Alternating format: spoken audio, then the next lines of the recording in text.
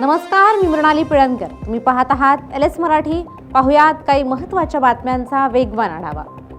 उपमुख्यमंत्री सुनीत्रा पवारांनी केली भीमाशंकर मंदिर परिसरातील विकास कामांची पाहणी.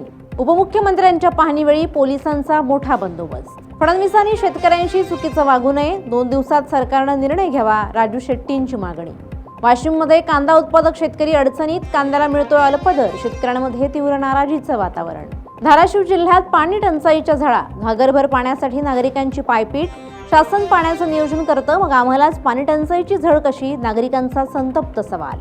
सिंधुदुर्गमध्ये मद्यधुंद ट्रक चालकाचा प्रताप समोर, 5 ते 6 वाहनांना धडक देत चालक फरार. घटनेमुळे परिसरात तणाव. पनवेलमध्ये एसटी बसच्या चाकाखाली झोकून देत व्यक्तीची आत्महत्या, आत्महत्येमागचं कारण अद्याप स्पष्ट. सिंधुदुर्गच्या आंबोली घाटात दगड कोसळला, सुदैवानं कोणतीही जीवितहानी झालेली नाहीये. दगड कोसळल्यानं काही काळ वाहतूक ठप्प. कोयना धरणातील पाणीसाठा घटला, पाणी पातळी खालावल्यानं जलाशयातील काही दुर्मिळ दृश्य पुन्हा एकदा समोर, पर्यटकांची गर्दी वाढली.